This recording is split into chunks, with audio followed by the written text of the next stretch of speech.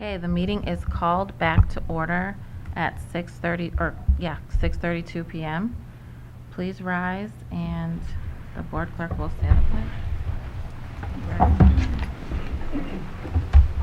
I pledge allegiance to the flag of the United States of America and to the republic for which it stands, one nation, under God, indivisible, with liberty and justice for all. Please said while the students lead us in the pledge.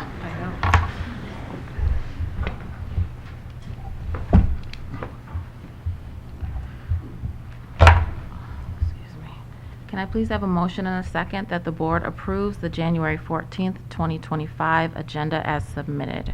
So moved. Second.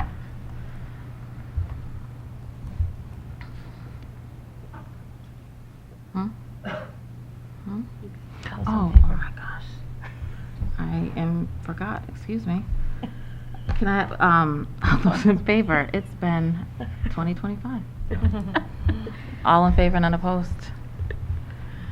Thank you, because I totally forgot. Can I please have a motion and a second that the board approves the following the consent agenda? So moved. Second. Board members, questions or comments? All those in favor? All in favor and unopposed?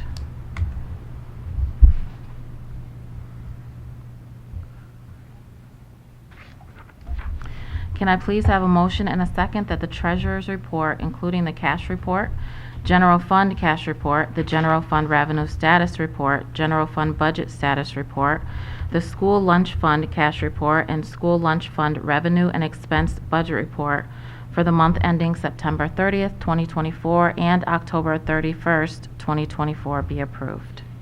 So moved. Second. Board members, questions or comments? All those in favor? All in favor, none opposed? Okay, we are on special reports. Okay.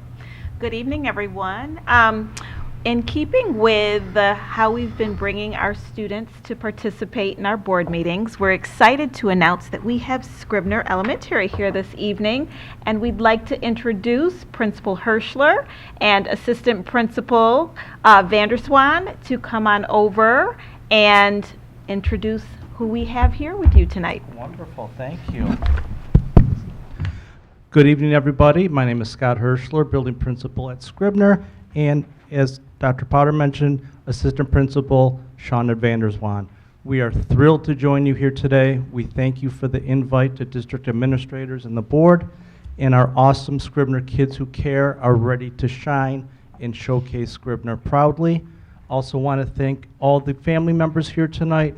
Thank you for sharing your children with us and providing them the opportunity for a special evening, as well as teachers who are here today to support their students.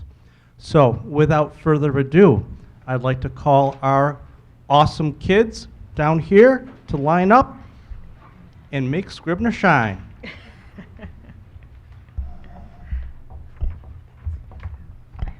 Our students here tonight represent grades 3 through 5, and at the very end of the presentation, there is a brief video that was developed by our student advisory team.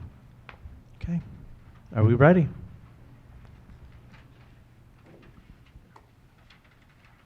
Good evening. My name is Madison Danielak.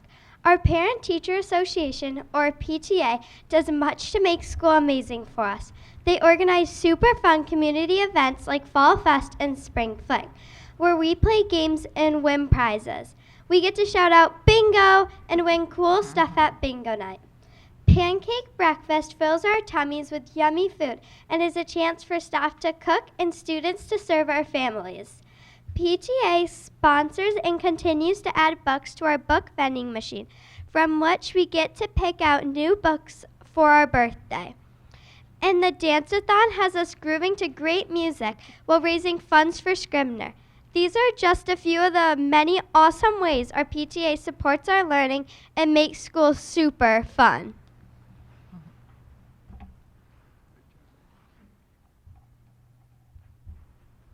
Good evening. My name is Daniel Chen.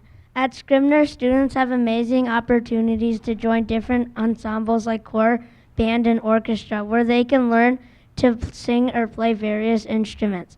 We also offer Suzuki lessons before school for those who want to learn to play the violin in a special way. Besides music, students can participate in intramural sports such as basketball, gymnastics, floor hockey, and volleyball. There are also cooperative game sessions that help everyone work together and have fun. It's a great way to explore interests, develop new skills, and make friends. In Dream Lab, our amazing teacher, Mrs. Fuller, has introduced us to so many exciting activities. We focused on perseverance, learned engineering skills by designing algorithms and pathways, as well as programming BlueBots and Ozobots. We've learned about the elements of graphic design and created pages and personal logos using book creator tools. Through all these awesome activities, we worked with others to practice how to be good partners and learned the importance of leaving positive feedback using digital tools. Good evening. My name is Maggie McGinn. Scribner also has some super fun clubs. In Chess Club, students learn to play chess and join groups based on their skill level. They play against each other with help from parents and even get tips from chess masters on cool moves and strategies. The Environmental Club is awesome too. They collect food from the Penfield Economical Food Shelf and got to see how it helps the community. They took part in a mock town board work session at the Penfield Town Hall and spread milkweed at Shadow Pines to attract monarch butterflies. Game Club is run by teachers and lets students play all sorts of fun card and board games while learning about good sportsmanship. Lego Club is a blast, allowing students to build anything they can imagine from structures to vehicles. Girls on the Run is an opportunity for girls of all abilities to run. It also has lessons to boost self-esteem, strengthen relationships, and build life skills. We also run a 5K celebration at the end of the program.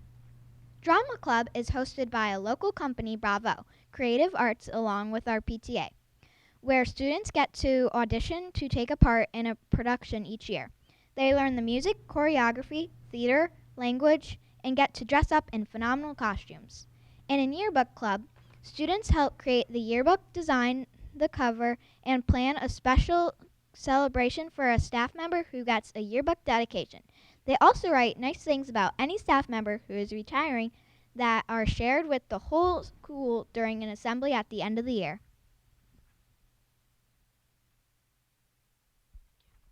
Good evening. My name is Declan Whitman. Best Buddies is another fantastic club where neurotypical students share experiences with peers who have identified disabilities. They do crafts, play board games and card games to build social connections. This group also participates in the Buddy Olympics, a phenomenal event in June that marks the end of the school year.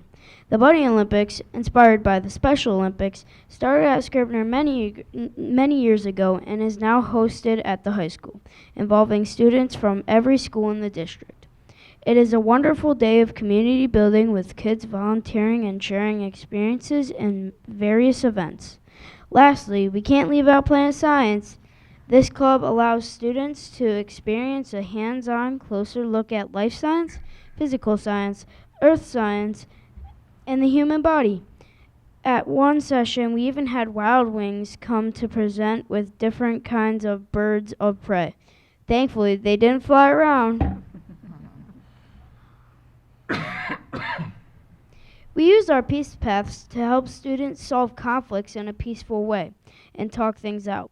It is based on sharing feelings and needs with sense and starter visuals. Ms. Vanderswan and Mr. Hirschler taught everyone how to use the peace paths, and now some students are even doing it on their own. At the end of the path, you always end by shaking hands in peace.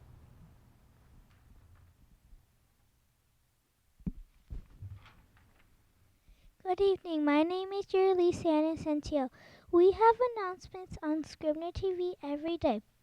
Our PE teacher, Mrs. Fantino, runs it. There are 2 announcers and 2 students who run production. During Scribner TV, we share special holidays, celebrate cultures, make special announcements, and recognize staff and students' birthdays. We also lead the school in the Pledge of Allegiance.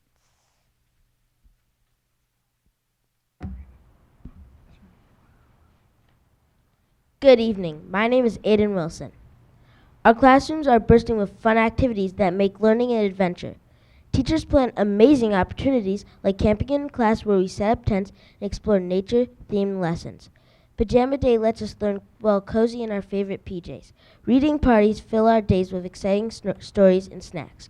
We also have special events like Balloons Over Broadway, Theme Days, and Grinch Day, where we dress up and spread kindness. We also have the opportunity to go on many field trips: the planetarium, the JCC, Strong Museum of Play, Rochester Museum and Science Center, and Eastman Theater, just to name a few. School is always filled with amazing activities.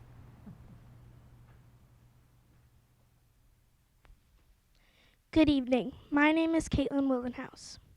Fire Safety Week happens in October and is a blast when the Penfield Fire Department visits. They teach us about calling 911, what to do in a fire, and let us explore their cool fire trucks. Plus, they give us bright orange winter hats. In November, during lunch, the Penfield robotics team wows us with their incredible robots and showed us how to build and program them. In the spring, we both have the Geography Bee and Spelling Bee to celebrate students who have specific talents in those areas.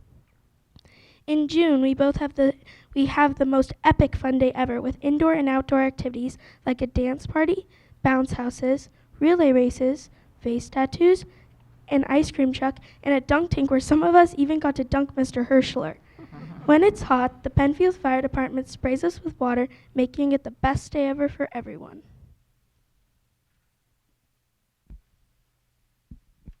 Good evening. My name is Quinn Harley. June 14th is Flag Day, and we celebrate things with an assembly to honor our country and flag. We kick things off by singing the Star Spangled Banner with our amazing orchestra, and the first graders rock the stage with This Land Is Your Land, Your Grand Old Flag, and Thankful for the USA. The best part, we surprised a staff member with a yearbook dedication. At the end of the year, we had the Penfield Senior Celebration, a special event where all Penfield High School seniors come back to Scribner where they went to school when they were little. They get off the bus and parade through the school with every class lined up in the halls to clap and give high fives. The seniors love finding their 5th grade towels on the wall.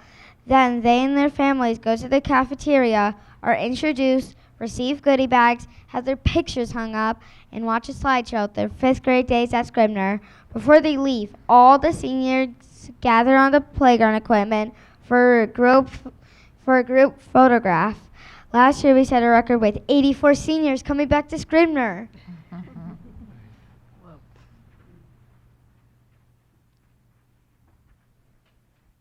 Good evening. My name is Mila Matthews.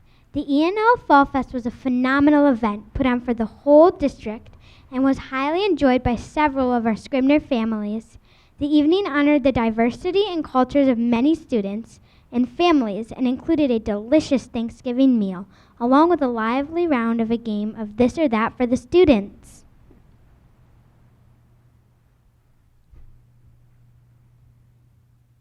Good evening. My name is Victor Padilla. Each week, our school celebrates what we call Super 6 students. These students are chosen by staff for showing qualities like respect, responsibility, integrity, self-discipline, or caring. Their actions are shared on Scribner TV every Friday morning. And we also send the news home so families can celebrate with us. This year we have started to have grade level assemblies each month as a chance to all come together and celebrate our work. Mr. Hirschler and Miss Vanderswan will read a book, lead a game or fun activity, and we keep learning how to be Scribner kids who care. Good evening. My name is Sage Osteller. Our student advisory group is made up of 13 amazing students who were chosen by their classmates Throughout the year, they work together to share their friends' ideas and concerns, play fun school events, and promote school spirit. They also get to develop their leadership skills by organizing activities and service projects with their advisors. Some of the cool things they do include helping the school pancake breakfast, running the Have a Heart collection in February, creating a thankful project for the staff, decorating hallways for community building, and planning the end of year spirit week. They also meet with Mr. Hirschler and Miss Vanderswan to discuss any suggestions or concerns. It's a fantastic way for them to make a positive impact on our school community. In conclusion, our student advisor wants to show you a video that we made this year to demonstrate our appreciation for our Scribner staff. We shared it with our staff and gave them a small momentum. We truly are lucky ducks.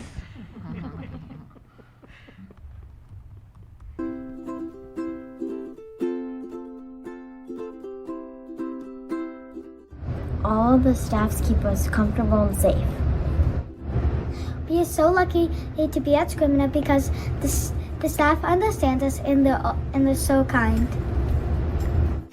We are lucky to be here at Scribner because the staff is funny and kind. We are so lucky because the adults in this building make us happy because they're fun and they're funny. We are lucky you came to Scribner because you keep us safe, you keep us entertained, and you are all so kind and funny.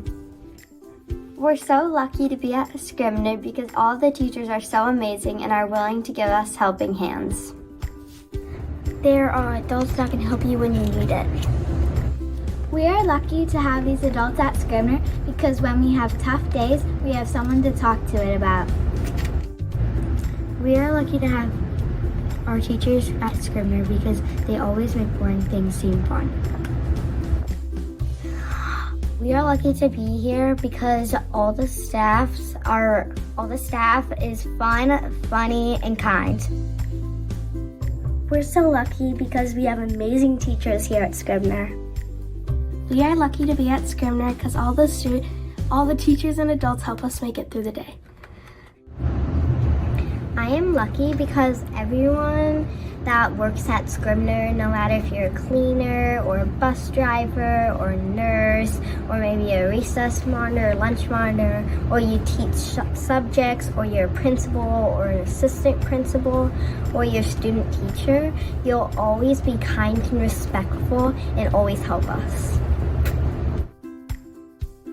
Thanks for all you do.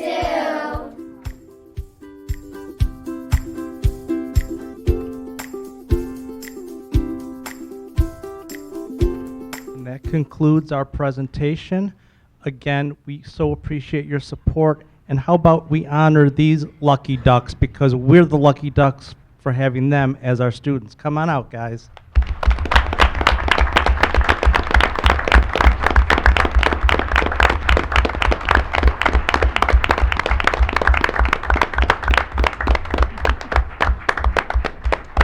Can you turn to the audience one time? See your little face?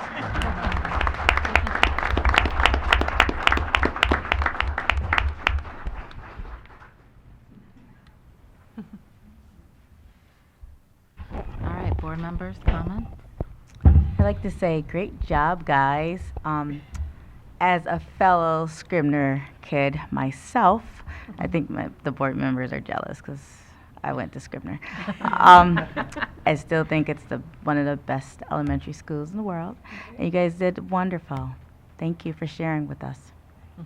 And I'm just going to add, as a fellow PTA person at Scribner this year, I also feel lucky, and like your principal said, I think everybody is there lucky to have the students that they have at the school. You guys did a great job. Anyone else? Thank you for being so brave and speaking with emotion and joy, and yeah, thank you for being you.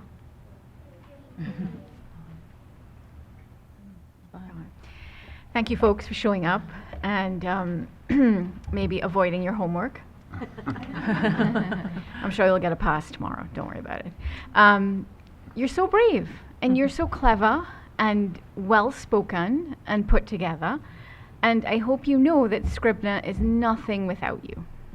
So you make Scribner. Thank you so much.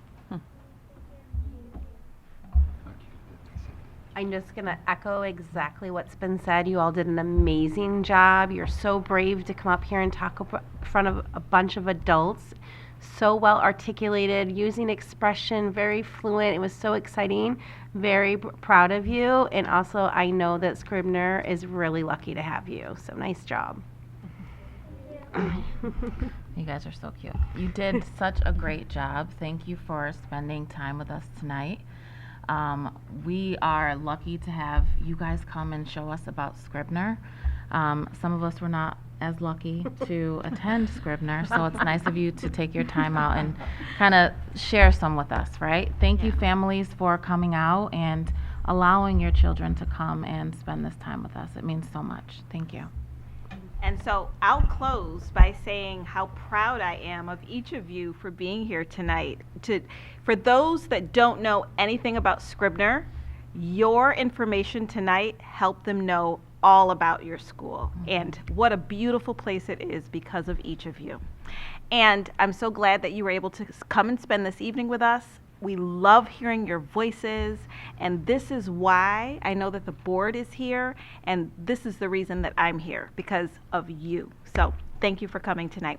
And before we close, I'm going to ask Dr. Driffill to transition us to the next slide, because I heard someone told me that it just might be someone's birthday today. So happy birthday, Quinn.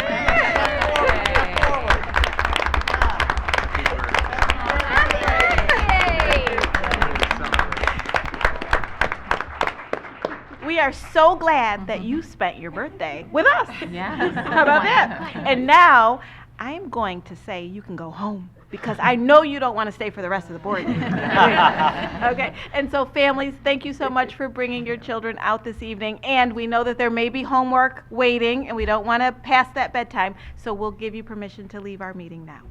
Thank you. Thank you so much for coming. Family, we so appreciate you families, and thank you to the board and district for all of your support. Kids, you are awesome. Thank you. Have a great night, everybody. Thank you. You too. Very nice. I saw that yawn. I'm tired. Can we go? I know. They love them. So cute to see them so excited. Oh, that's right. I was moving on to student reps. Helen's not here. Oh, she's not. I just realized that. And as we're transitioning with Scribner, we'd like to take the time now to invite Leo's Club to join us. Our Leo's Club is right here from Penfield High School, and we have the club advisor, Christine Lenhard, that's going to introduce her group to us. I love that. That's wonderful. All right, thank you. My name is It's on you. My name is Claire McCory. I'm a senior at Penfield High School, and I've been in Leo's Club since my freshman year, and now I am president. Hello, everyone. Good evening. My name is James Slavin.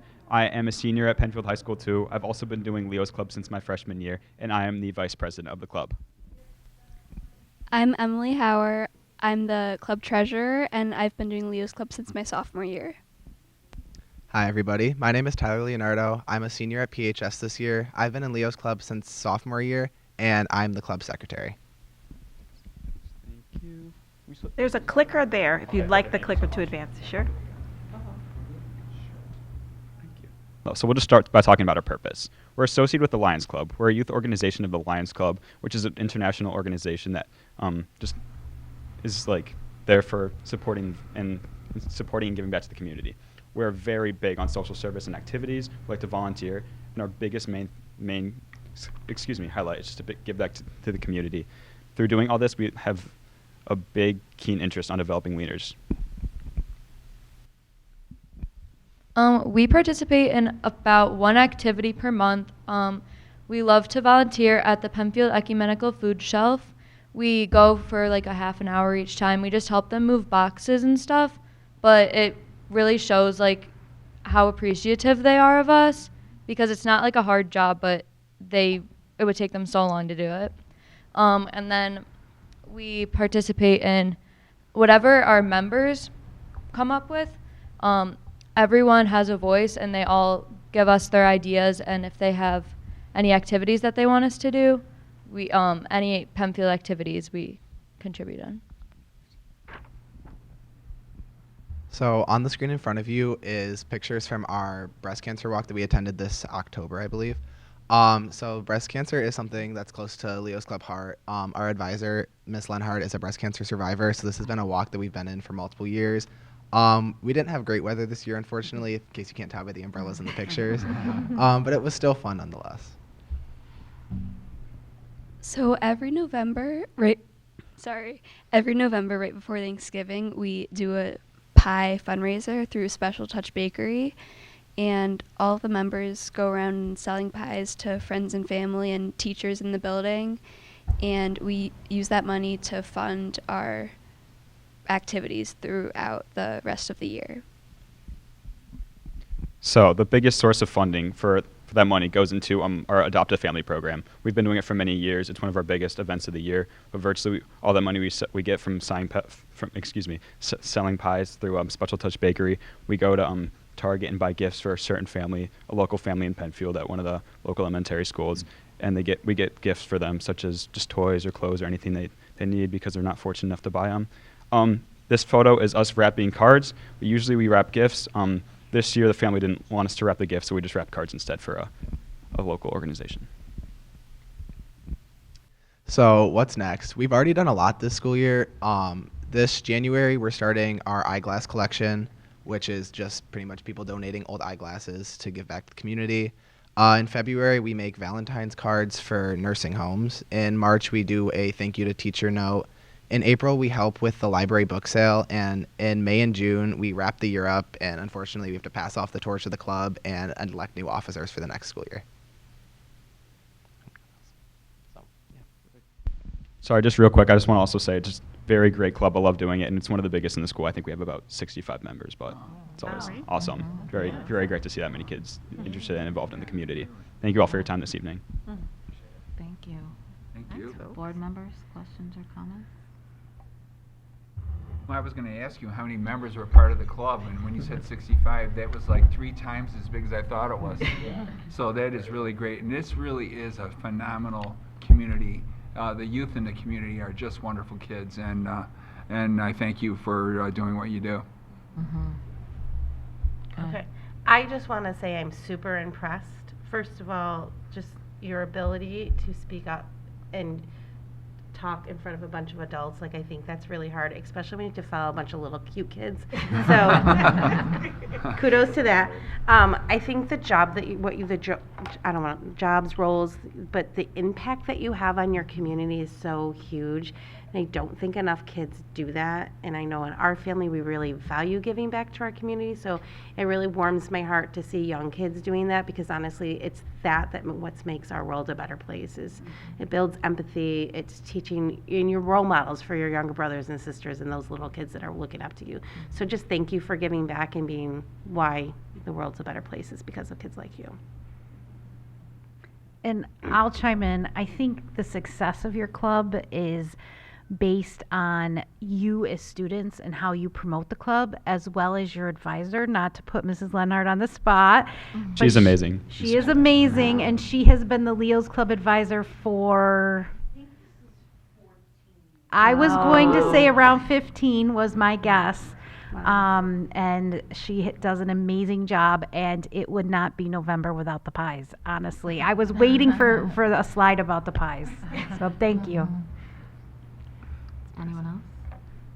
I just think that it was wonderful just to hear about it, the club, and often adolescents and teenagers, you guys get a bad rep sometimes of not wanting to be giving, or, and to see that this club is one of the biggest clubs, that speaks volumes. and just the community that we have here in Penfield. So thank you guys for your selflessness and for just being great leaders in the community. Hi, folks. Thanks for showing up tonight and sharing all that you do. So I grew up in the Caribbean, and my dad was a member of the Lions Club. So they did all sorts of charity and whatnot. I did not know that there was a Leo's Club, which is like the baby lions, right? And that's really cool because you're able to start this this stewardship, from earlies. And I hope that when you leave the high school, you continue to do it, either through Lions or something else. It's really a wonderful way to give back to the community. I was not aware of Pie Month. Okay, hook me up with some pies. All right. Buy them. Yeah, of course I'll buy them. Oh my word, these people. Yeah, just like it's clear. I will buy all the pies. And I have some glasses to donate. Who do I get in touch with? There'll be boxes in different places in the high school. We'll have one in Commons, cafeteria, and probably by the front. Perfect. Okay. And All Krista, right. I have some that I would like to donate too. So if you want to give me yours some at the board meeting, I'm happy to. Yeah, that'd be great. Yeah, I'll get them to Leo's Club. All right, great. That's awesome. Thank you, folks. Appreciate you. Thank you all. We appreciate your time. Have a great night. I'm going to close, if you don't mind. I just want to say thank you. Thank you so much for being here. Thank you so much for your service for and to the community. I think that when we find ourselves showing up in ways that helps others, it really speaks to who you are, the values that you hold, your core beliefs, and I just want you to know how proud I am of all of your efforts. So don't stop. I hear some of you are graduating, you're going into the world. That's also the place that we want to continue to see you show up in all of the servitude that you're doing at this time. So thank you for coming, and thank you for letting us know about the great things that you're doing in Penfield that not only impact this community, that impacts the larger community. So thanks again. And thanks, Christine. Thank you. Thanks for coming. Great job. All right. That concludes special reports. All right, so we will just go right into Actually, it did. superintendent's reports. Yes, that's right. That's right, because we don't have Helen, Helen's here the tonight. Helen, yeah. Okay, all right. So we are going to jump right over that. So our superintendent's reports this evening, we're going to talk a little bit about our student and staff honors. We will have an update from each of the offices of our district senior cabinet. So curriculum and instruction, Dr. Leslie Maloney. Equity and access, Ms. Maycanitza Pérez. Human resources, Dr. Steve Kenny. And a business and finance update from Dr. Dan Driffill. So our student and staff honors this evening, we have Maya, Aubrey, and Ava. And we want to wish them a congratulations. They have been selected as youth ambassadors by the Levine Center to End Hate at the Jewish Federation of Rochester. Youth ambassadors receive training and workshops on local history, workforce skills, and the range of cultures in our area. That's great. All Greater Rochester honors.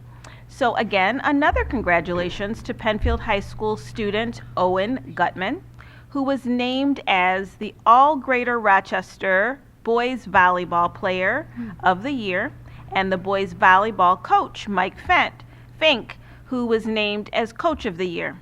Congratulations to all of the Penfield High School athletes who were selected for the All Greater Rochester teams for the fall season. Holiday giving activities. Our Penfield students, staff, and families once again participated in a variety of holiday giving activities this season. And we want to take this time to recognize and celebrate National School Counseling Week, which is going to be held the week of February 3rd through the 7th.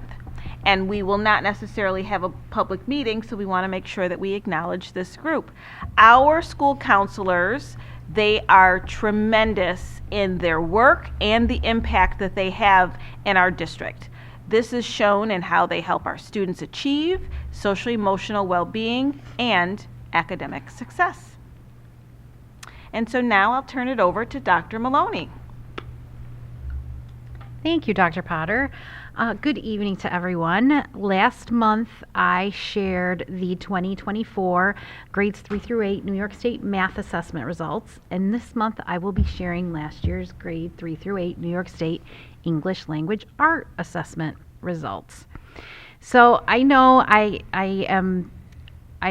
have this slide every time I talk about data, and I always recommend that anyone who wants to dig into the district's assessment data to use the New York State report card. It provides a wealth of information in a really user-friendly format. My upcoming article in the district newsletter provides step-by-step directions on how families and community members can use the New York State report card to access and review. There's just so much data, whether it be district data or individual school data. And again, to access the district's New York State report card, I recommend going to the website that's highlighted yellow there, data.nysed.gov/parents. This takes you to the parent dashboard, and there is a really thorough FAQ linked at the bottom of this page, and the FAQ walks you through how to use the site and what data is accessible through the site. When you're ready to search and review data, type Penfield in the search bar. You could also type one of the individual schools. You could type Cobbles, and what will come up, even if you just type Penfield, you'll see all of our district buildings. I'm going to show you tonight, I have searched Penfield in the slides that you'll see tonight. When searching Penfield, this will be what comes up once you've selected Penfield, and you can then drill down by year. 23-24 will provide last year's data, so you'll see that on the left. And you can then have the choice to view enrollment data or school report card data. Since we want to look at assessment data, I have selected school report card data in this example. And once you've selected school report card, you will be asked, what data would you like to see? There in the blue box. There are options to check. For example, for this example, I'm going to check the 3 through 8 language arts assessments.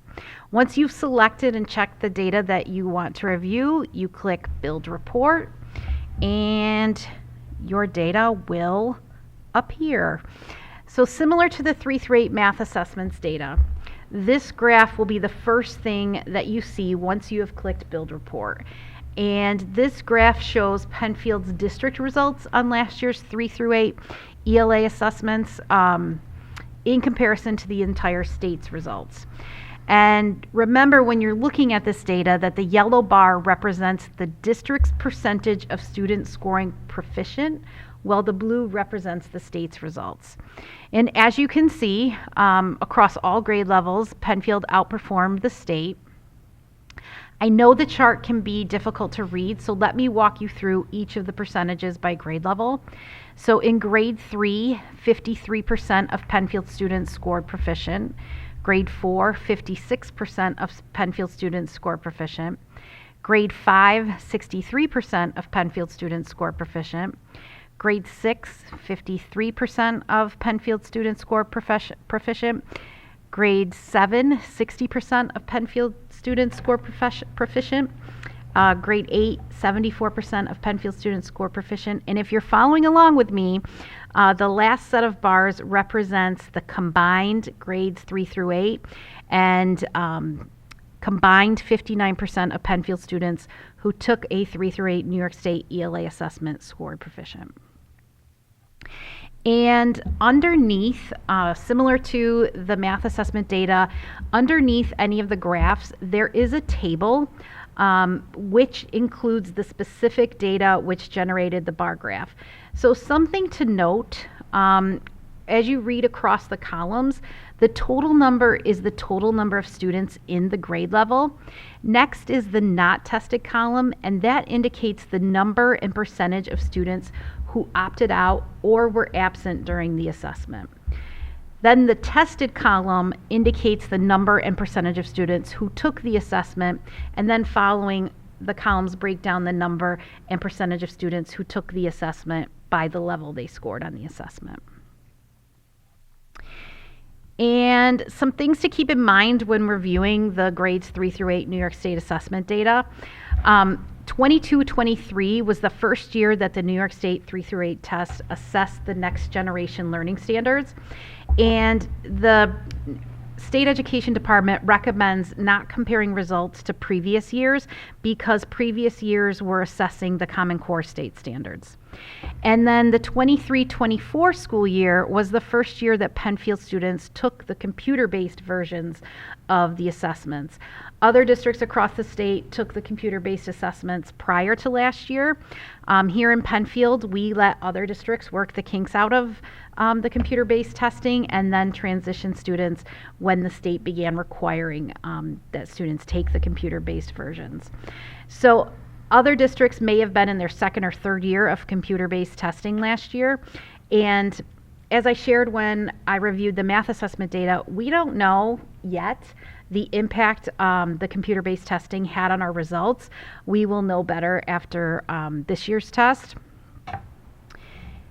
And just a reminder, there are 4 levels of scoring on the New York State 3 through 8 assessments, and proficiency is when students score either a level 3 or a level 4. And below proficient, so if you think of proficient as passing, below proficient is levels 2 and 1. So what happens when a student scores a level 2 or a level 1? We use that data as one data point in determining whether a student needs intervention. So in Penfield, we use student performance on nationally normed assessments, state assessments, and assessments which are developed within the district to determine students' needs relative to intervention. We really want to get the full picture of how the student is performing. And on the New York State report card, you can continue to scroll down and drill down and review each grade level and the percentage of students who scored at each level. So underneath the combined district results, if you continue to scroll, you'll see the data broken down by grade level. So as an example, here are the district's 3rd grade results. And underneath each bar graph, there is a table which breaks down the demographic data which generated the bar graph. And I know this is difficult to read, but I wanted to make sure that those watching knew the different, all of the different demographics that are taken into consideration. So the rows included our gender, general education, students with disabilities, race, economically disadvantaged, not economically disadvantaged, English language learner, non-English language learner, not in foster care, homeless, not migrant, parent in armed forces, and parent not in armed forces. So each of these demographics is then broken down by a total number in the grade level. And then again, the number and percentage of students not tested. And remember, those are the students who opted out or were absent for the test. Then the tested column broken down by number and percentage, followed by the columns for each level 1 through 4, and finally a column for proficient levels 3 and 4. So some highlights relative to our performance on the 3 through 8 New York State ELA assessment. The percentage of students scoring proficient for grade 5 ranked number 3 in all of Monroe County out of 18 school districts. That's definitely something to celebrate. And then I think it's important to note that the total percentage of students scoring proficient on the grades 3 through 8 New York State ELA assessments ranked number 4 in all of Monroe County, and that's 15 school districts. And as a district, we would like to see better results for the New York State ELA assessments. Well, in all of the grade levels, if you'll remember back to that first bar graph, a majority of students scored proficient. Some of the percentages were very close to 50%, and we certainly want more than 50% of students scoring proficiency. So the question becomes, how are we addressing this? And I want to talk about next steps. So as mentioned, last year was the district's first year taking the computer-based assessments. And to give our students more practice and preparation for the computer-based assessments, we have created an online benchmark assessment using previous New York State ELA test questions, which will be administered at each grade level, grades 3 through 8, in either January or February. Not only does this give students practice taking the computer-based assessment and answering questions from previous state assessments, this also will give teachers specific data by standard that they can use to drive their instruction going into the test. And from a district perspective, we have been reviewing our current curriculum and have identified a gap at the intermediate level, grades 3 through 5, where we need to teach more explicit phonics instruction. And knowing what we know about the science of reading, phonics instruction is a gap which we need to address. We have looked at a few programs and talked with other districts to see what they are using. And this spring, teachers in grades 3 through 5 will be piloting the Phonics Core program from 95% Group. This program is 30 minutes of explicit phonics instruction. So what do I mean by phonics instruction? Decoding, encoding, written dictation, responding to comprehension passages, and spelling. And I am so hopeful that our teachers will have the success that other districts have shared they have seen using this program. So in addition, the last bullet there, we have also used this data from the New York State ELA assessments to review the curriculum according to standards and make adjustments to the curriculum based on student performance. And I'm excited to see the impact of these changes moving forward.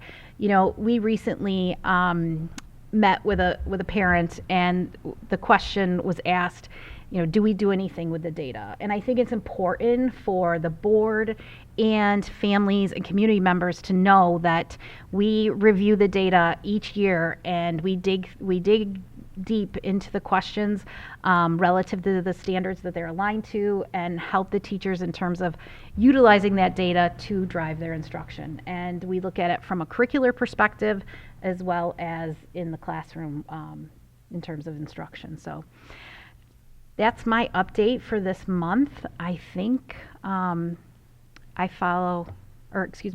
follows me, but are there any questions? Board members? Oh, go ahead. I have one. So I know that you had said that this was the first year, or last year was the first year that Penfield took the assessments on the computer. I know there's research that suggests that we actually use different skill sets reading on the computer versus reading paper and pencil. And you might have answered this because you're using other benchmarks. My question was, do we also utilize paper assessments to compare those results to the computer-based assessments? So, Kristen, that's a really great question, and that's one of our questions in terms of our results. What impact did the computer-based assessments have? Because we do administer the NWEA assessment online, but we administer that for math, which is very different from reading and typing. Yep. Right?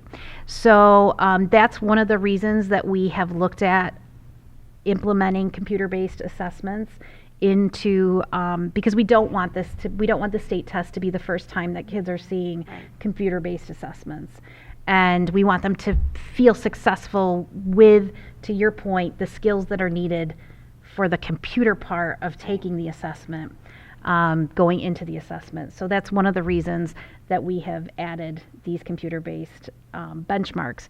We also, but I think to your point, there also needs to be a balance between paper and computer-based. Well, I just don't think that 50% is probably a true indication of our kids that are at proficient level. I just know when my kids take things on a computer in the second, I'm like, oh my gosh, like they do much better sitting with paper and pencil. So that was my question. Because I know to the public, if you don't really understand that it is a different skill set to read on a computer, it's different to annotate on a computer, where a lot of times we're teaching kids to interact with text with their pencil and highlighters, that it's just a different skill, and so many kids are better with the paper pencil. And adults. That I just think to the public it might look like, oh, we're doing a really awful job, but I don't know that our test scores truly show who's proficient. I'm for sure there's many more that are proficient than I don't do well on the computer. And that's why, so to your those point, things. that's why we use multiple data points when, during our day-to-day conversations around intervention, because it's important to be able to look at the whole picture of a student. We don't want to pigeonhole a student based on one assessment. They may have had a bad day. To your point, the computer may be a challenge. And so that's one of many reasons why we have multiple data points. And BOCES has been incredibly helpful. I do have to give a shout out to BOCES. They have created computer-based assessments for us to be able to access and use. And it's a great tool for teachers that we will be rolling out in the next couple of weeks. Nicole? Yeah. I think of reading like math in that you learn it in school, but then you need a lot of practice. And I know that we can't control what happens at home in terms of mom and dad providing books, going to the library or buying books and making Johnny read 30 minutes a day. But I'm wondering if we do require at-home reading, if we do what we can do in terms of, okay, boys and girls, I want you to read this chapter tonight, or this book this week, because I worry that with all of the device use, that reading at home is becoming a thing of the past, and that will affect scores in school. But really, we can't make parents provide books or require reading, but we can require reading. So Nicole, it's ironic that you ask this question. I have been meeting with each of the elementary cabinets, their leadership cabinets, to talk about homework and what do we expect, what are our expectations around homework. And reading is certainly something that has come up. And I am so impressed with the different ideas that teachers have in terms of how to help families with that reading component. One teacher was talking about, we have access to so many printable books, and she prints the books at the child's reading level to send home with the student, which as a parent, I would love that, because I feel, I have a first grader at home and I feel like I'm putting a book in front of them that is either too easy or too hard. I never know the right level. And so I thought that was a really great idea. The other thing, the librarians have, so all of our kiddos have accounts on Sora. And if you're not familiar with Sora, it is awesome. If you are familiar with Libby, it's the kids' version of Libby, which it's an app that you can have on any device, and you can access any books that are within not only the Penfield school libraries, but the BOCES library. And I know for us at home, that has been, so our librarians have been teaching students how to access Sora and how to use Sora. And for us at home, it's been great because, I'll say to my son, what do you want to read about tonight? And he'll say, how about tree frogs? Okay, let's see what we can find about tree frogs. And it's really, really awesome. And so I think it's, to your point, it's how do we help families? How do we support families? And, in talking with teachers, they always stress the importance of reading at home, but how do we help our students have the tools to make it easy at home? Because we're all busy, we've all got lots going on, but sometimes we have to meet the kiddos where they're at too. So, great question. Anybody else? Anyone else? Sorry, you can't ask questions from the audience. Yeah, we don't. Maycanitza? Thank you. Good evening, everyone. Buenas noches. So from the Office of Equity and Access, I wanted to report out that in collaboration with BOCES, on December 11th, we took a group of young ladies, 12 young ladies from Bay Trail and Penfield High School to the Latinas Unidas annual luncheon in the community. And this luncheon recognizes the accomplishments and contributions of Latinas to the community and our students. I mean, they represented Penfield so well. They were so excited to be part of the event, and as a result, they have advocated for the formation of a Latino student union. So this, truly exemplifies, what we do as a district to expect our students, the agency, to be able to advocate for themselves, right? And to feel that they can be empowered to change their learning and community involvement in a meaningful way. And we also wanted to highlight the work of the Office of Specialized Programming and Supports. As you know, our new director, Jamie Naple, has done a tremendous job in terms of providing an update on new professional learning initiative to our district aimed at enhancing instructional practices and strengthening staff understanding of special education frameworks. This initiative underscores our commitment to providing equitable and high quality educational experience for all students, and just wanted to give you an overview of what topics this professional learning involves, and it's the review of the New York State Continuum for Services for Staff, engaging in a detailed exploration of New York State's continuum of services, reinforcing their understanding and service delivery models and compliance expectations. Another of the topics is understanding the difference between consultant teacher and integrated co-teaching model. And the training basically, focuses on distinctions between CT and ICA and emphasizing best practices for implementing each model to support our diverse learners.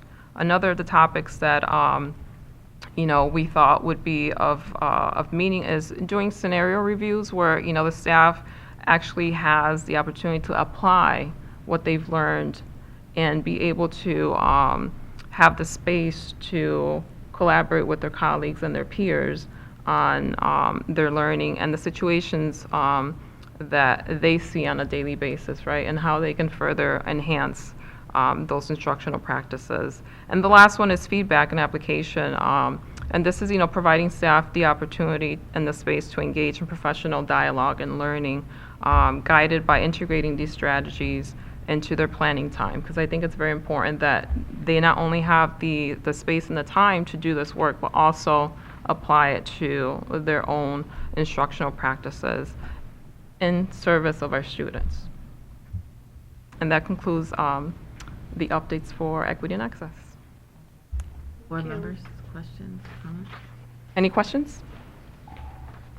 Thank you. All right. Good evening, members of the board, members of the public. We have a quick HR update for you tonight. Specifically, we just wanted to highlight two of our staff members in the HR office who really took the opportunity to put Penfield on the map in the Community Health magazine that comes around to all of our Rochester Area Health Consortium members, so basically all educators across Monroe County. Penfield was recognized for what we call our Pay It Forward Challenge that was designed to spread positivity across the district. So we were recognized, and for two of our staff members who started the campaign, Rhianne Wilson and Lori Colby, who are both in the HR office, And really the campaign was very successful, and it was the use of a Blue Cross Blue Shield grant fund to finance it. So if you haven't seen it, I have a copy of the article that I can send out. And that's an HR update for the night. Dr. Driffill. Board members? Any questions? Cool. Good evening, board. Hope everybody's doing well. I know we're past the statute of limitations, but Happy New Year. Updates for you this evening. We're going to review our local tax levy calculation draft. So that's the formula that we have to go through every year that dictates how much money we're allowed to raise in taxes from the real property tax levy at that 50% level, or needing to go up to a 60% level. And then action items for you this evening are capital project change orders, approving the 25-26 budget goals, guidelines, and factors that we reviewed at our last meeting in December. There's been no changes made to that document. We have to approve, and I'll discuss all these in a moment, our internal audit. We have to approve our extra classroom audit and associated corrective action. We have to approve our single audit, and we also need to approve a service contract for RIT graduation, because that service that we get every year at RIT is more than $20,000, so it requires board approval. So we are in the new calendar year, so we're starting to really take a look at budget. We'll have essentially 5 months of budget conversations that begin, have begun months ago, but we'll continue to keep the board and the community apprised. So we've developed the budget calendar, we've gone through the reserve planning, we've looked at the budget goals, the budget guidelines, factors that are weighing on this year's budget. All the budget requests are officially in as of today. So now we're looking at revenue projections, appropriations analysis, combing through all those requests. The governor gave her State of the State address today. The actual budget numbers are due by February 1st, so at our next meeting we'll be able to review those. We'll take a look at our first draft budget, later in the spring a second draft budget, a proposed budget come April, and then all of the legal requirements associated with the annual vote, with the filing of the newspaper articles, the budget notice that has to go home, all the legal disclosures, all of those things. So the first kind of step in the process is taking a look at that local levy limit calculation. Bear with me, every year I walk through this, and I know it's I get an eye roll or two, but I just want everyone to know where these numbers are coming from. And I'll walk through our calculation in a moment, but essentially you start with the current year tax levy. If for whatever reason you levied more than your tax levy in the prior year, there's that prior year reserve offset. Then you multiply by the tax base growth factor, which we're going to touch on in a moment. Essentially what that is all the permitted growth within your school district in the last year. So that's a number that comes from the Department of Tax and Finance, and our number, as we'll see in a moment, was very robust this year. We add in any pilots receivable that we had in the prior year. So pilots are payments in lieu of taxes. So this is typically associated with new development in the community. COMITA, the County of Monroe Industrial Development Agency, makes those agreements with businesses, and we as the taxing jurisdiction essentially just get the information. So they don't get a tax bill, they get a separate bill that they previously negotiated. You can delete any prior year exclusions. Then you add in any, the allowable levy growth factor. So that is the 2% cap, which is measured by inflation. I'll touch on that one a little bit more in a moment. Again, the spoiler alert is that once again, inflation was more than 2%. But just because inflation's trending more towards 3%, that number is still capped at 2%, and that's where colloquially that tax cap verbiage came from. You subtract any pilots receivable in the coming fiscal year, you add any available carryover. Because we've been under the cap for 5 years in a row, we do have a little carryover that we can bring over into this calculation to get us to the tax levy limit, and then you add in any additional exclusions, and then that gets us to the maximum allowable levy, shown here. So our current school year levy is $70.5 million. You multiply that by that tax base growth factor, that's 1.36%. That's a really large number for us. That's more than double what we typically are. We're typically around 0.6, 0.5, 0.7 on a good year, and I'll show in a moment where we rank relative to all the county schools, but it was a big number for us. So essentially what that number means is that if we rose the levy by 1.36%, everybody else's taxes would stay the same. All that would be doing is essentially levying on the new growth, is how that works. So you add in prior year pilots, which we had $142,000 worth of pilots. You subtract out any exclusions. We didn't have any exclusions last year. And then we get to that allowable growth factor. So it's not official yet. The December CPI rate is released actually tomorrow, but it's going to be 2% for the year. And I'll show that in a moment. We add in any pilots for the coming year. So pilots are expected to go up about $40,000 for us for next year, from $142,000 to $186,000. We add in our available carryover, which is about $850,000 there to get us to $73,764,107. So that's a year-over-year dollar increase of $3.2 million, a tax levy percentage of 4.5%. So what that number equates to in new spending on a $119 million budget is about 2.5%. So that is the number that the Board of Education could levy on the community and still only require 50% approval. If we wanted to go above that for whatever reason, if we needed additional programming, we would get a supermajority approval necessary to approve the budget, and that'd be 60%. It's early, we're still combing through budget requests, but we do have a history of not ever levying over that cap in Penfield since that legislation has been into effect for 13 years or so, and I know that's something we'd like to continue this year as well. So I did touch on those tax-based growth factors. So our 1.36% number was the highest in all of the county, followed by Brockport, Rush Henrietta, HFL, and Webster. On the other end of things, you have the Chilais, the Brightons, and the Kendalls. So that's a big number for us. So it really shows that we had a lot of development in the community last year. I know there's been a lot of residential development. There's been some commercial growth. But that's a positive thing to see, especially given our increasing enrollment. It kind of goes hand in hand. It kind of makes sense with what we're seeing. And then that allowable levy growth factor is the inflation factor. So how they do that is essentially look at every month. They look at the year-over-year difference in inflation.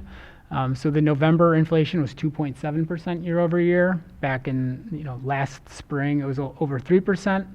The December number is italicized in red there because it's still just a projection. It'll be released tomorrow officially by the Bureau of Labor Statistics, but it's going to be over 2%.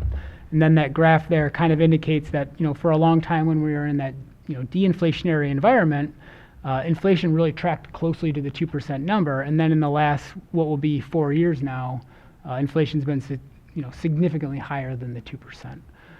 So I know one of the things that NYSBA and Monroe County School Boards has talked about is that, okay, there's no sense in capping the inflationary factor because schools our inflation isn't capped at 2% magically, right? Our costs are still going to be 4%, 8%, 6%, whatever they are. So it's just something I want to point out to the board for advocacy purposes moving forward. And then historically, in the tax cap era, going back to that 2012-2013 school year, I wish these were more contrasting colors, but the dark red line is what the tax cap was for us, and that orange line is the amount that we levied in that school year. So you can see in the last handful of years we've been significantly under our cap, as opposed to the first 9 years of the program where we were tracking pretty close. But going back to my point, we've never gone over it, and that's something we'll definitely try to continue with. So as I mentioned, the governor did speak today. There were some interesting proposals. It seems like she is going to invest in education. We'll see what that looks like. She didn't mention anything about incorporating any of the Rockefeller Foundation's recommendations. It does sound like she's going to move forward with the free breakfast and lunch proposal, something that we've been talking about for many years. But until we see the numbers, it's all rhetoric, right? So she has legally until February 1st to turn that over, so we will be able to discuss that at our next meeting. I'm hopeful that we'll have a full expenditure budget draft to review. So at that point, we'll understand state aid, the tax levy, and anticipated costs and be able to better understand where we are. And then at the next meeting, we do need to approve the local levy calculation and submit that to New York State. We're not deciding on what the levy is at that point. It's just we have to approve it and turn it over to the state. So that's that on budget. I wanted to discuss a couple audits. So the audit committee met back in December. So we had 3 audits recently conducted. The internal audit, this is like our process audit, our control audit. This is something that we have to do annually. This year we looked at the STAC process. STAC is the system to track and account for children. It's what we use to track costs for high education kiddos that have IEP plans or disabilities or specialized programming that requires tuitions. The audit yielded no findings nor recommendations, and the auditor even admitted for a STAC audit that was rare. So I give kudos to our special ed department and specifically our partnership with Questar SAP BOCES, who helps us with STAC. So that was fantastic news, no corrective action required. The single audit is essentially our federal audit, and it's called single because every year they look at one federal program. This year they specifically looked at the food service program because that's a federal initiative. Penfield was qualified as a low-risk auditee, and there were no findings nor recommendations in that audit either. The extra classroom audit is our clubs, our extracurricular activities. We only had 1 finding on the clubs this year. Typically we have 3, 4, 5 or so just because they're kids and things occasionally get missed or misplaced. What happened this year is that for some of the yearbook sales, they didn't charge sales tax. And it was for some that they had left over that they sold kind of like after the fact. It wasn't the upfront. So the upfront has tax associated. So that was written up, and we have corrective action for you to consider for approval this evening, essentially just retraining the student and club advisors to always have sales tax on one end or the other. And that was it for me tonight. Board members, questions, comments? Nicole? Could you explain the tax-based growth factor again? Mm-hmm. So the tax-based growth factor is the number that comes from the New York State Department of Tax and Finance. It essentially accounts for all new permitted growth within the community. So it could be something as small as adding a shed or a fence or something all the way up to $1 million residence. So it's new development. It's counted for from the state. And because it's new, it's not on our existing prior year roll, so that's why they added into the calculation for tax purposes. I was trying to understand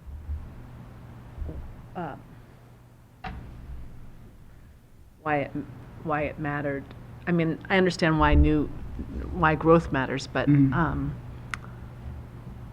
anyway, I think I understand. Yeah. So if you really break it down, so our tax cap right now is about 4.5%. Right. So we're getting 1.3% from new growth.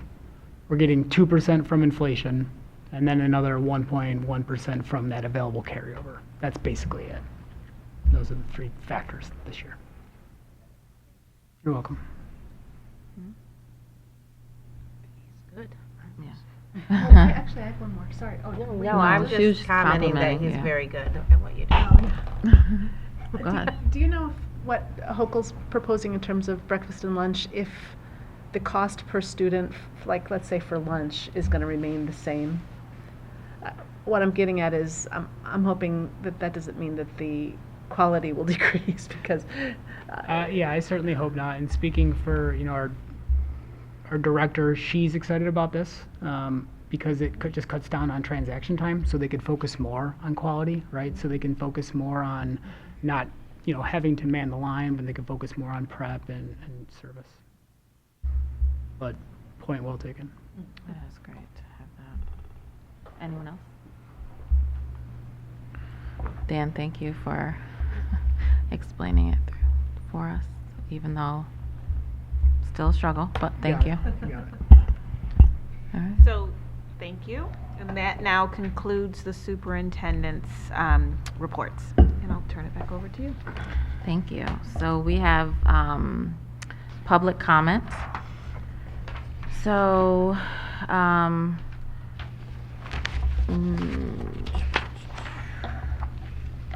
Mrs. Sullivan, while you're coming up, I'm just going to read this. We ask that you limit your comment to 3 minutes or less. We will not be responding to comments during this session, but we are listening. We ask that all speakers model the conduct we expect from our students in school daily. And individuals who choose to participate in public comment should note that they agree and are bound by the terms outlined in policy 1515. Okay, come on up.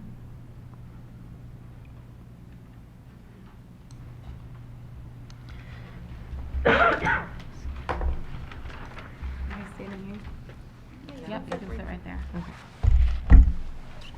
So, I'm here. My name is Jennifer Selver. I've been a Penfield resident my entire life.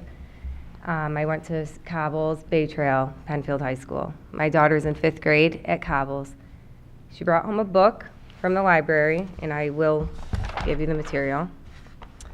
It was on display, The Rainbow Parade.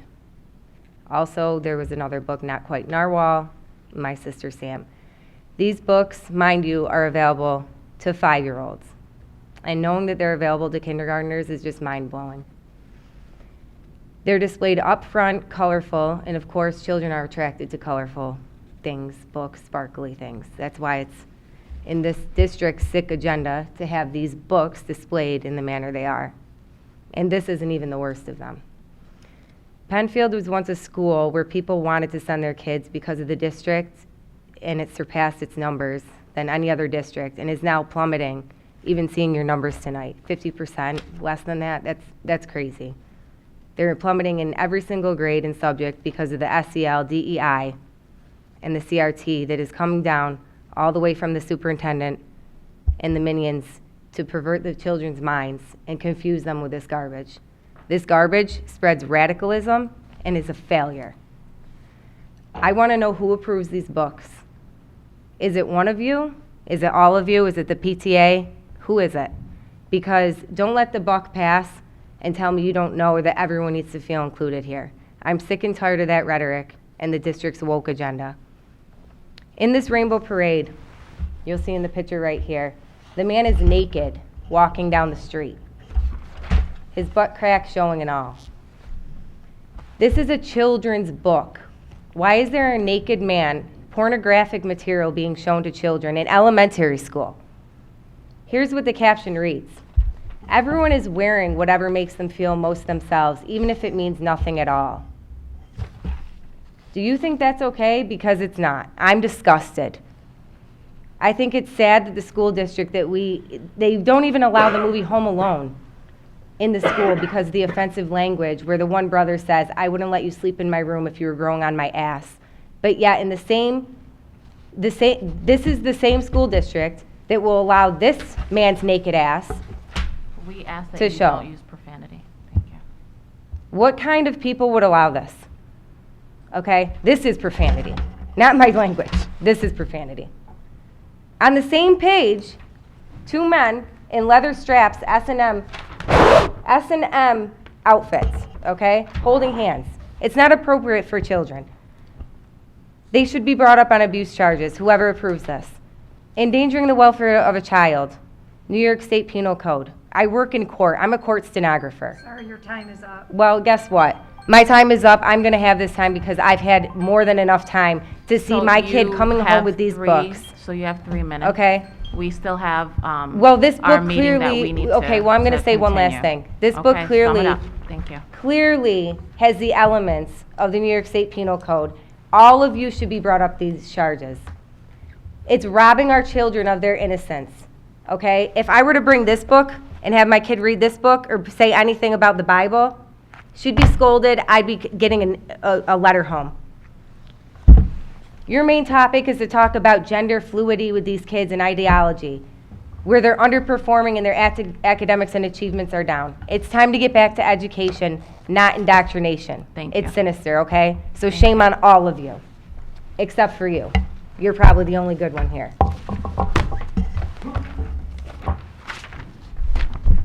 All right, so we will continue. We are on change orders 6A.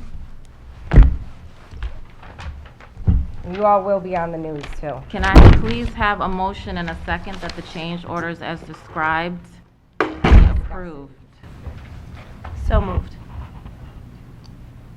I need a second. Second. All those in favor? All in favor? It was Kristen and Aaliyah. Or Patrick, since he's the only, never mind. All in favor, none opposed. Can I please have a motion and second that the 2025-26 budget goals, guidelines, and factors be approved as presented on December 10th, 2024? So moved. Second. Questions or comments? All those in favor? All in favor, none opposed. Can I please have a motion and a second that the Board of Education accepts the internal control audit report for the year ending June 30th, 2024? So moved. Second. Board members, questions or comments? All those in favor? All in favor, none opposed. Can I have a motion and a second that the Board of Education accepts the extra classroom activities financial report for the year ending June 30th, 2024? So moved. Second. Aaliyah and Nicole. Questions or comments? All those in favor? All in favor, none opposed?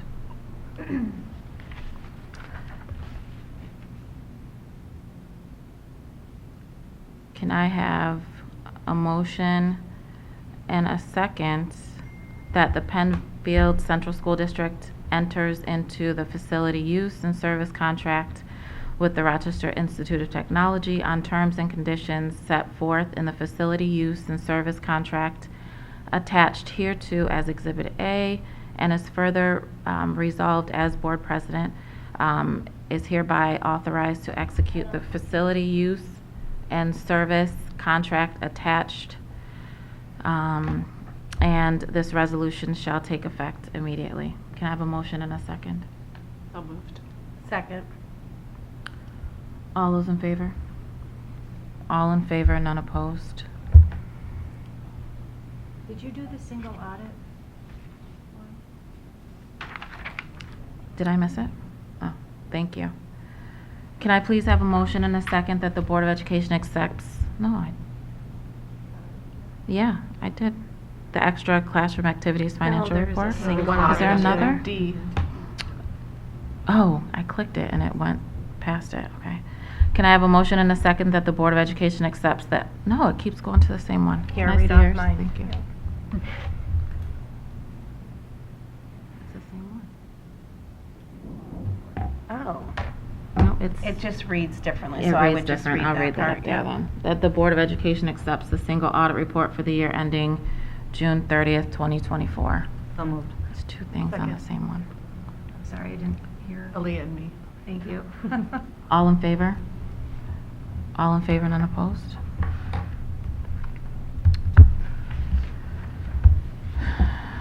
Can I have a motion and a second that the Board of Education approves the agreement between the Penfield School Transportation Association and the Penfield Central School District effective July 1st, 2024 through June 30th, 2027? So moved. Second. Board members, questions or comments? Okay, all those in favor? All in favor, none opposed. Then we have, are there any Monroe County school boards? Well, we had a legislative lunch, but it was very short, and we mostly talked about the upcoming breakfast and trip to Albany. Okay. So And then the district community? We or had district audit, community but Dan covered about it already. everything. Like, I checked it off as he said it, so he did a better job than I would have done. And we had the safety. However, I forgot my notes. Dan was there, but there was nothing. Everything seems like it's going according to plan. Everything's safe. Dan, did you want to? Yeah. Mr. English leads that committee. He went over capital project, current safety arrangements. He mentioned the state of New York passed the new classroom temperature legislation. So if a classroom gets at 82 degrees, you have to take interventions to cool it down. So draw the shades, add fans. If it gets to 88 degrees, you can't teach in that classroom. And there's specific rule. It's got to be in the middle of the room, 3 feet off the ground. The thermometer? Yeah. Yeah, there's a lot. Wow. It was a lot of things that are common sense, things that we already do. It just kind of codifies it in the law, so it's not really a change of practice. I think that was about it. He went over some winter safety recommendations and being careful, when we're walking and slip and fall season. Making sure you have the proper, he talked about like car safety, because we have students that drive or 8 teachers, but just having making sure you have gloves and hats on there, because you never know when you may have a flat tire or something. Oh, he mentioned our, every 5 years we have to test our water for lead, and ours is 2025, so it's something we have to do by the end of the calendar year. Something we'll probably do this fall, September, October. I saw the cover of the on-board newspaper. Do you get that too? Yeah. Yeah. The picture of the guy in a box that said it was like 99 degrees in the box or something. Is that? I didn't read it. Oh, I just read the caption. I didn't read it either, but there was a caption. It's on my desk. I'm going to read it tomorrow. Okay, that was sort of like to demonstrate what it would be like, and he had, of course, long sleeve shirt, and everything, to demonstrate what it would be like to teach in a really hot room. All right, thank you. Patrick? Yeah, I again participated in the district. Advisory. What again? The Safety and Security Advisory Safety Committee. and Security Advisory Committee. Great committee.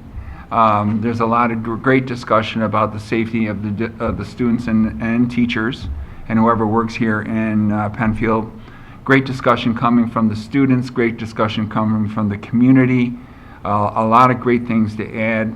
The committee is going to meet again to make some recommendations directly next month.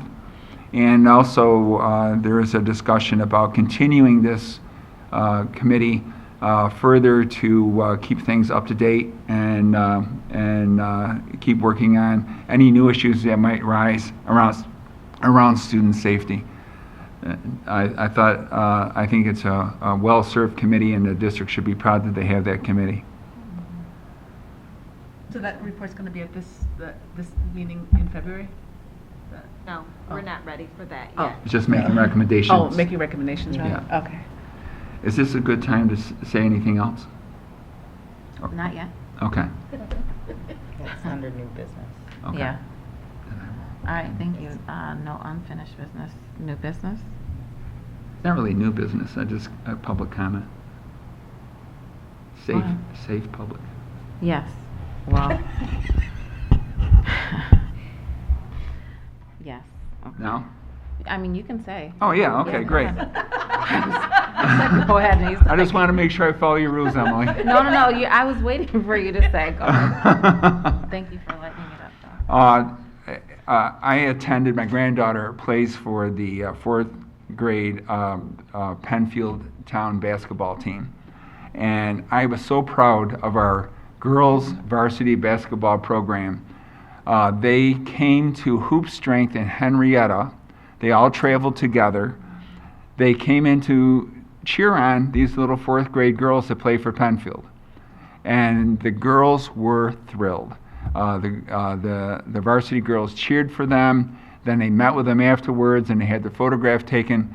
I have to say that I am so impressed with our coaches and our teams, and in particular the girls varsity basketball team, for doing this and reaching out to the kids like that in our community. I'm also going to add that I was bowling not too long ago, a few weeks ago, at Empire Lanes. And I happened to be bowling right next to our district bowling team. And they didn't know who I was. They were just really nice to me.